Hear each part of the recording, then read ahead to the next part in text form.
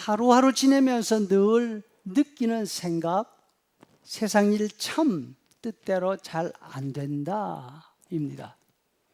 내가 뭐 세상을 다 가지겠다고 욕심내는 것도 아니고 그저 지금 하고 있는 일만 제대로 되어가면 좋겠다 하는 것뿐인데 세상이 그거 하나 도와주지 않습니다. 문제 하나 걷어냈다 싶으면 또 다른 문제가 떡하니 보태고 있지 않습니까? 참 뜻대로 되는 일 없습니다. 왜 이런 일이 벌어집니까? 이런 현상에 대해서 어떤 사람이 이렇게 진단했습니다. 인간은 작은 새처럼 행동한다. 눈앞에 있는 먹이에만 정신이 팔려서 머리 위에서 내려 치려고 하는 매는 생각하지 못한다. 물론 이 말처럼 세상 일이 뜻대로 되지 않는 이유가 세상을 바라보는 사람의 한계 때문일 수 있습니다. 그런데 이보다 더 심각한 원인이 하나 더 있습니다. 그것은 자신이 세상을 다 통제할 수 있다는 착각 속에 있다는 것입니다. 사람들은 계획을 하면서 대체로 조건을 붙입니다. 이렇게만 된다면 예를 들어 약속이 있어서 그 장소로 가면서 시간을 빠듯하게 잡아놓고서 이렇게 생각합니다. 가는 길에 도로 공사만 없으면 시간 충분해. 아니, 사고만 없으면 돼. 그런데 여러분, 이 LA에서 프리웨이에 아무런 공사도 없고 사고도 없다? 애초부터 불가능한 일입니다. 그럼에도 불구하고 그런 조건을 미리 생각해 두고 계획을 세우지 않습니까? 예레미야 선지 당시 예루살렘 사람들의 생각도 이와 같았습니다. 그들은 늘 생각합니다. 전쟁만 일어나지 않으면 돼. 전쟁만 일어나지 않으면 모든 일이 다 잘 될 거야. 하지만 북쪽에는 아시리아 나라가 약해지고 동쪽에 있는 바빌론이 세력을 키워가고 있습니다. 이 바빌론은 이스라엘 남쪽에 있는 애굽에게도 큰 위협이 되었지요.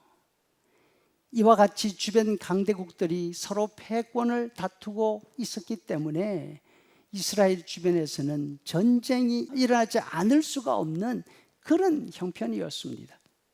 그렇다고 이스라엘이 주변 강대국들을 다 통제할 수 있는 힘이 있는 것도 아니었습니다. 뿐만 아니라 나라 바깥 일들은 고사하고 예루살렘 그 내부적으로 절대로 안전할 수 없는 상태에 있었습니다. 지난 50년 므낫세가 다스리는 동안 사회 갈등이 한계에 도달했습니다. 므낫세가 죽고 그 아들 아몬이 왕이 되었지만 왕국 내에서 반역이 일어납니다. 왕이 살해당하고 겨우 8살인 요시야가 왕위에 오릅니다. 나라 안팎이 이런 지경에도 불구하고 사람들은 세상 일이 다 자기 뜻대로 될 줄 알고 있습니다. 자신의 지혜와 힘과 가진 재산을 자랑하고 의지하고 있었습니다. 예레미야서 9장 23절 여호와께서 이와 같이 말씀하시되 지혜로운 자는 그의 지혜를 자랑하지 말라. 용사는 그의 용맹을 자랑하지 말라. 부자는 그의 부함을 자랑하지 말라. 여호와의 말씀에 사람의 시체가 분초같이 들에 떨어질 것이며 추수하는 자의 뒤에 버려져 거두지 못한 곡식단같이 되리라 하셨느니라. 그런데 예레미야는 북쪽에서 들려오는 군대의 함성을 듣고 있습니다. 아시리아를 물리치고 계속해서 남쪽으로 내려오는 바빌론 군대의 소리였습니다. 예루살렘을 비롯한 나라 안의 모습은 마치 승냥이 소울과 같았습니다. 예레미야는 제사장입니다. 선지자였습니다. 하지만 자신이 할 수 있는 일은 아무것도 없었습니다. 무장을 하고 나가서 바빌론 군대를 막을 수 있는 힘이 있는 것도 아닙니다. 예루살렘 귀족들에게 무슨 말을 한다고 한들 그들이 들을 사람들이 아닙니다. 예레미야가 할 수 있는 일은 그저 탄식뿐이었습니다. 10장 19절에 보니까 슬프다 내 상처여 내가 중상을 당하였도다. 그러나 내가 견뎌야 하리라. 얼마나 고통스럽고 안타까웠을까요? 자신이 할 수 있는 일은 아무것도 없었습니다. 하지만 예레미야는 하나님께 이렇게 기도합니다. 23절 여호와여 내가 알거니와 사람의 길이 자신에게 있지 아니하니 걸음을 지도함이 걷는 자에게 있지 아니하니이다.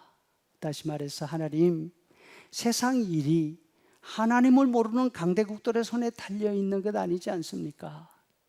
자기 마음대로 하는 예루살렘 귀족들에게 달려있는 것도 아니지 않습니까? 이 모든 일이 하나님의 손에 달려있습니다. 여호와의 나를 징계하옵시되 너그러이 하시고 진노로 하지 마옵소서. 여러분, 세상 일 마음대로 되지 않아서 안타까우십니까? 이 말씀을 기억하면서 예레미야처럼 기도할 수 있기를 바랍니다.